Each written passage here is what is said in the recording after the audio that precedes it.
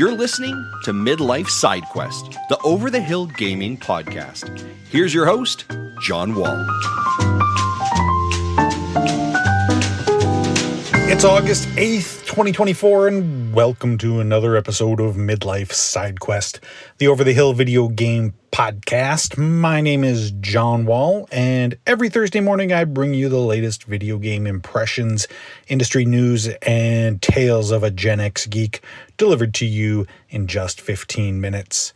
To ensure that you never miss an episode, you can subscribe to the show on all major platforms, including Apple Podcasts, Spotify, and YouTube. And it would be wonderful if you left a review while you're there to help spread the word about the show. I am very happy that you've tuned in today because on this episode, I'm talking about a very special game. I'm going to be talking about Thank Goodness You're Here. But first, I'm going to be sending out this week's positive vibes to the staff at Game Informer. So after 33 years last week, it was announced that Game Informer magazine was shutting down and its entire staff being laid off by parent company GameStop. This was heartbreaking, but kind of unsurprising news. For years, it's been clear that they were struggling with multiple rounds of layoffs, and GameStop itself has been in financial trouble for a long time. They continued to do great work, but you kind of felt this coming. It honestly seemed like news that a lot of people had been bracing for a while now. I've been reading Game Informer for most of my life, and as someone who also lives in the Twin Cities, there was, always a certain amount of hometown pride that one of the biggest video game publications in the world was based right here. So this one hurts, more than maybe some of the other games media closures that have happened in recent years. I've also, met and known a little bit some of the folks over there over the years, and they are all super talented and amazing people. I know they'll all land on their feet eventually, and, maybe we'll see another, Min-Max type of creator-owned company, come out of this. Who knows? But in the meantime, I know that this is a tough thing, and people are probably hurting. So positive vibes to everyone over there who was let go, and I do look forward to seeing what great things you all do in your next chapter.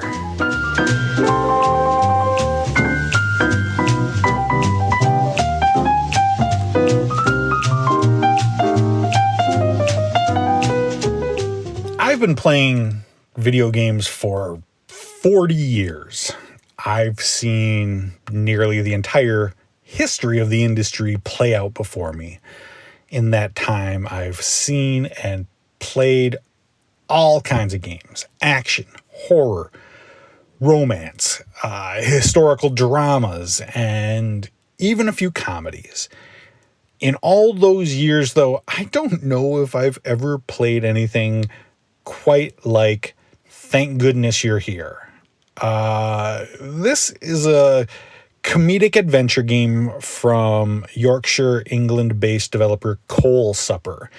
And it's like a British fever dream, which will have you doing everything from buttering up a man who has his arm stuck in a sewer grate to collecting pigeons for a homeless man with no pants. Yeah, there's a lot to unpack here. You play as a tiny little traveling salesman who has arrived in the town of Barnsworth in northern England. You're here to meet with the mayor, but he's unavailable at the moment. So while you wait, you decide to wander the town and meet some of its inhabitants. As you explore, you'll meet some bizarre folks like the town butcher or the woman who runs the fish and chip shop, and there all apparently in need of assistance and for some reason ask you to help them out.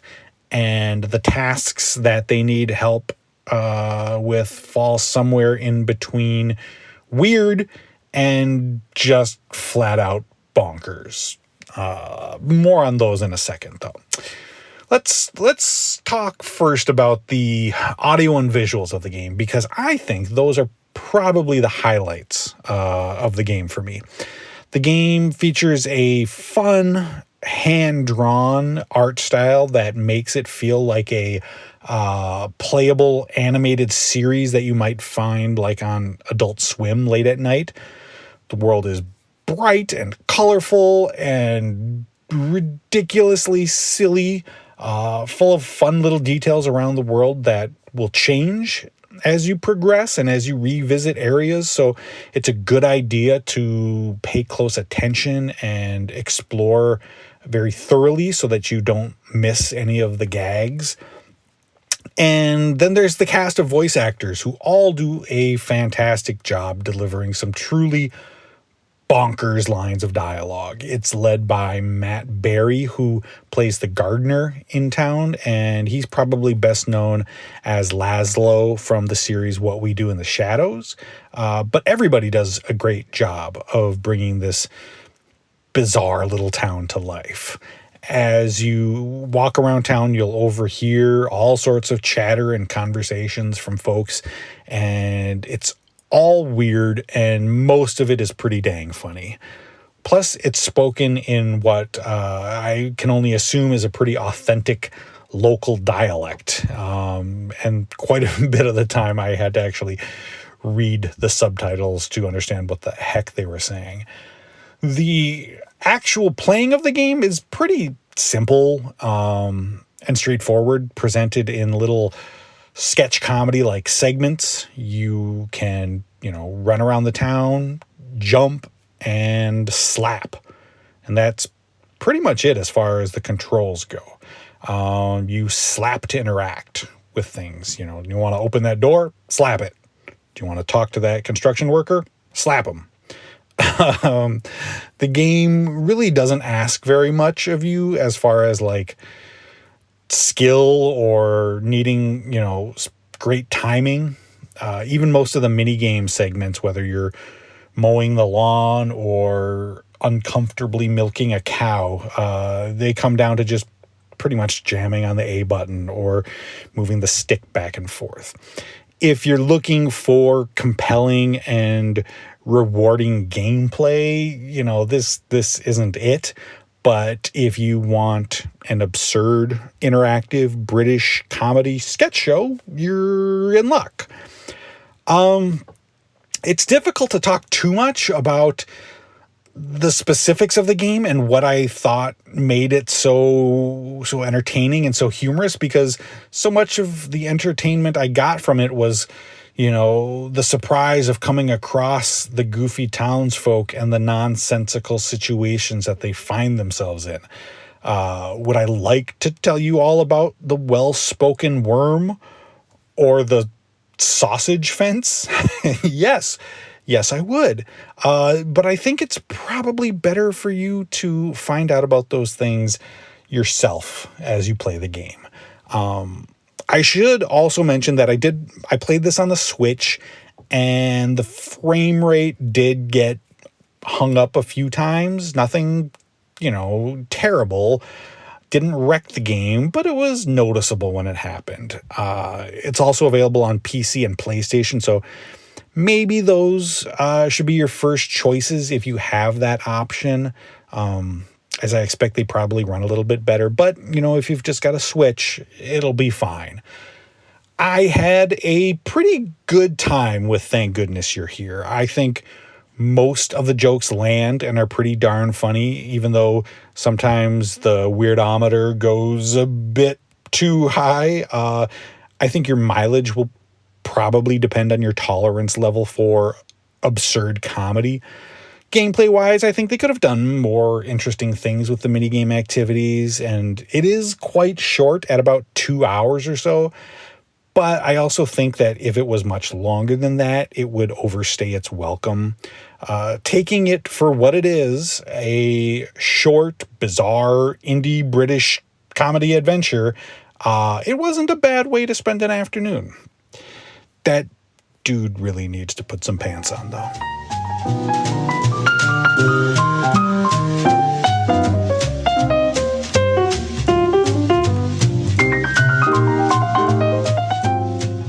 So I don't usually get too political on this show, but you'll have to excuse me if I need to gush here for a moment, because this week, our very own governor, Tim Walz, was chosen as Kamala Harris's running mate in her bid for the presidency.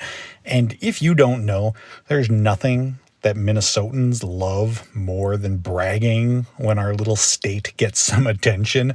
And this announcement has definitely put a spotlight on us this week. I have been a big fan of Walz for a long time, and he has done some great things as governor. He's legalized marijuana. He's made breakfast and lunch free for every school child in the state. He's made sure that women will continue to have the right to make their own decisions about their bodies. And in a move that personally means a lot to me, he made Minnesota a transgender sanctuary state, meaning that not only will Minnesotans continue to be able to get the health care that they need, that they have the right to, but it protects those who travel to the state for care as well. He's been a model for compassionate leadership, and I am super jazzed to see him in the national spotlight. Plus, you know, he's got them dad vibes going on. He would definitely let you win a round of Mario Kart to spare your feelings. So last week's question for polling at Threads was, if you had to choose one of the following as the only Nintendo franchise that you could play for the rest of your life, which would it be? And your choices were The Legend of Zelda, Mario, Animal Crossing, or Smash Brothers. And the decisive winner was Zelda with 59% of the vote. And that's a pretty good choice considering how large that catalog of games is. In second place was Mario with 24%. Animal Crossing was next with 12%. And 5% of you chose Smash Brothers. I admit I'm a little surprised that Animal Crossing beat out Smash. I didn't think it would, but you know, I guess that makes sense. I think I might go with Mario. That's just always been a favorite series of mine. For this week's question, I want to know, what was your go-to video game magazine? I know there are far too many to list them all on this poll, but I think these are maybe the 4 most popular choices. Was it Game Informer? Was it EGM or Electronic Gaming Monthly, GamePro, or Nintendo Power? And you know what? If your favorite one isn't one of those 4, leave it in the comments on Threads. Maybe you're a big fan of PC Gamer or Game Fan. All good answers. So go visit Midlife SideQuest on Threads after the show to cast your vote, and I'll share the results on next week's episode. And before we wrap up today, I just wanted to let you know that there will not be a new episode next week. Nothing major is going on. I'm not going under the knife again. But I am getting a little procedure done, and I don't think I'll be feeling fit enough to record. So I will see you back on Thursday, August 22nd for the next new episode. Thank you so much for listening to Midlife SideQuest. I appreciate you making time in your day to hang out with me. You can catch a new episode of the show Thursday mornings wherever you listen to podcasts. And don't forget to subscribe and leave a review while you're there. And you can follow me on Threads by looking for Midlife SideQuest if you would like to chat after the show. So until next time, be well and happy gaming.